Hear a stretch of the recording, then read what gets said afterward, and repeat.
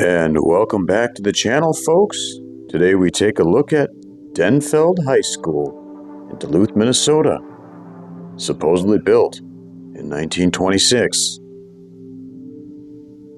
She features a 120-foot clock tower with 8 buttresses, and the building was constructed of red brick and limestone at a supposed cost, according to Wikipedia, of $1.25 million.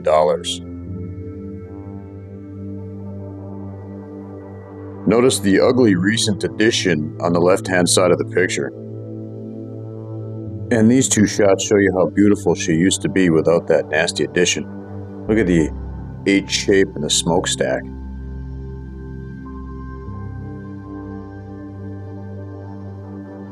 She is described as an H-shaped English Gothic building, which features, quote, medieval carvings.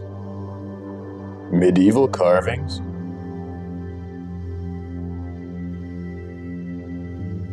And from this point of view, you can really see how that H shape is really taken off and the symmetry is just destroyed with this clump put on the front entrance and over the front of this, and making it so asymmetrical.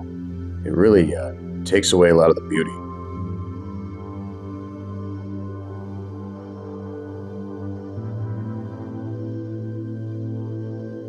And again, I will be reading from Duluth's Grand Old Architecture, 1870 to 1940, by Tony Dearkins and Mary Ann C. Norton. West Duluth's first high school, Duluth Industrial High School, was housed inside Irving Elementary from 1905 to 1913. Most West Duluthians called the school Irving High School or West Duluth High School.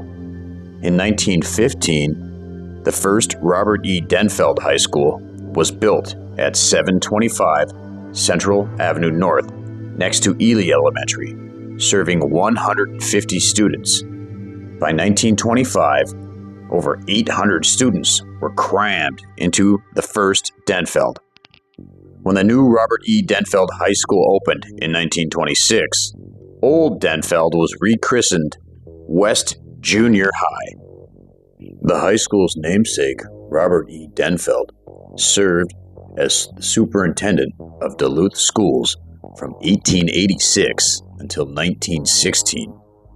Under Denfeld, the Duluth public schools increased in number from 7 to 34, and he created a 2-year teaching program that became the Duluth Normal School, now the University of Minnesota Duluth. Denfeld was born in Westborough, Massachusetts in 1854 and educated at Amherst College, from which he received a master's in 1878. After working as a principal at 2 high schools, he attended the Boston University Law School, passing the bar exam in 1882. During his 32-year career in Duluth, Denfeld also served as the secretary of the National Education Association and president of the Minnesota State School Board. When he retired in 1916, the Duluth News-Tribune wrote that, quote, Denfeld is exceedingly popular. He has a winning personality, an endless fund of good humor, which has sustained him through the years of financial depression in the schools and a vigor that is infectious. End quote. Denfeld wasn't done with education. He took over as superintendent of the Aurora School District in 1917, after its superintendent was drafted for duty into the war in Europe, and he later did field work for the Bureau of Education, and he never stopped lecturing, either about education or Freemasonry. Denfeld was also one of Duluth's top Masons and gave lectures on the organization until his death in 1921.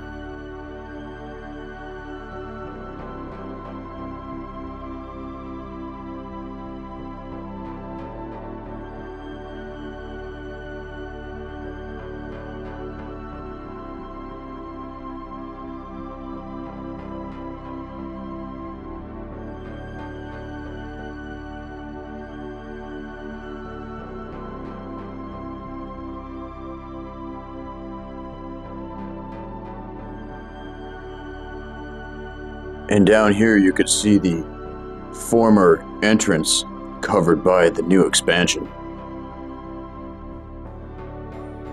And notice this covered up, painted over dome.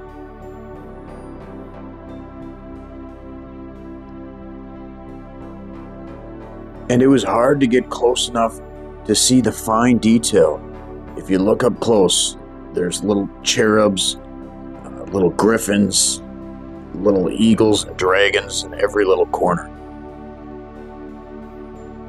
And it was difficult to find construction dates for Denfeld High School, but I was able to find an history article on perfectduluthday.com, and I quote, "The groundbreaking ceremony was held March 6th, 1925, and it opened for classes September 8th, 1926.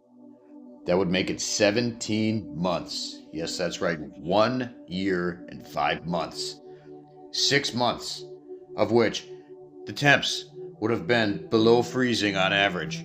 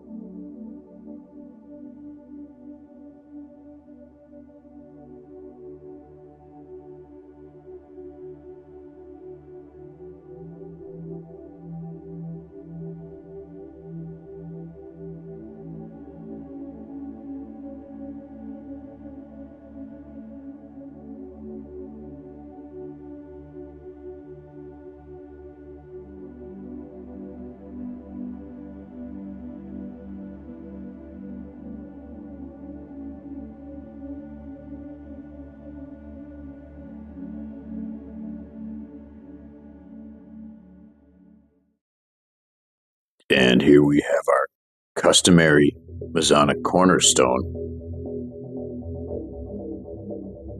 They mention on the school's alumni website that Denfeld was a 33rd degree Mason, and that initially the school wasn't even named after him.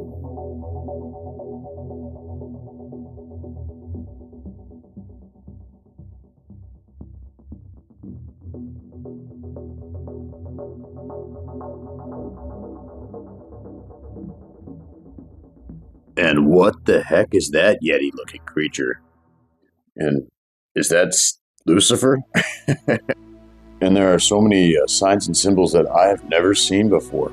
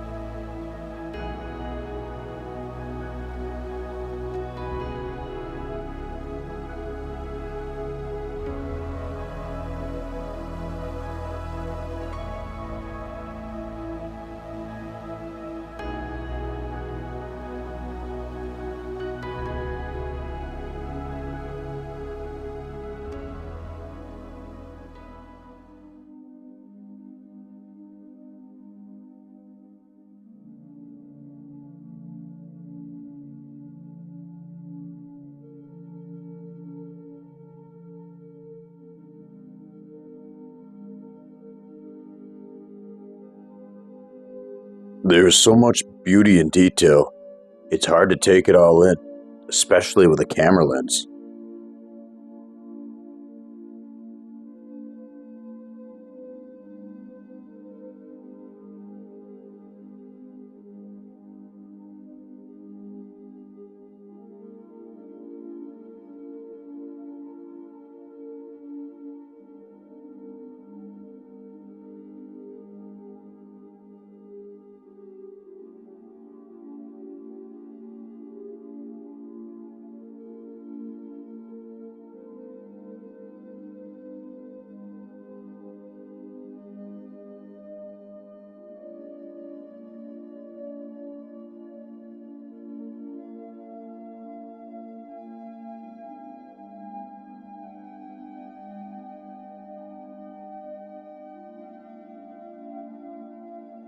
And please feel free to leave in the comments if you know what any of these symbols mean.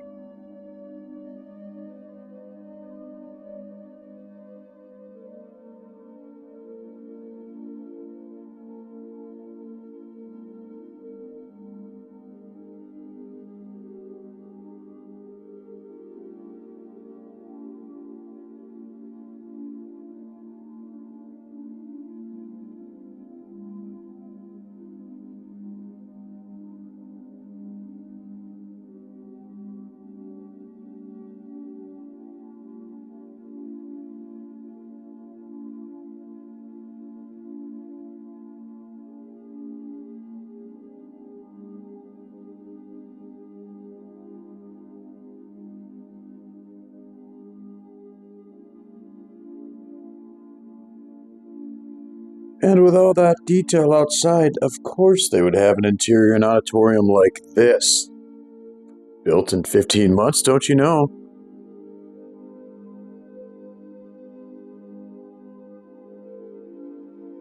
And you know, I can't help but notice the arches and columns. And here's a couple shots of the new addition that look like a parasite on top of the host on the H shape of the building. But what do you folks think? Was she built 15 months like they say inside and out? Leave your comments down below. Thanks again.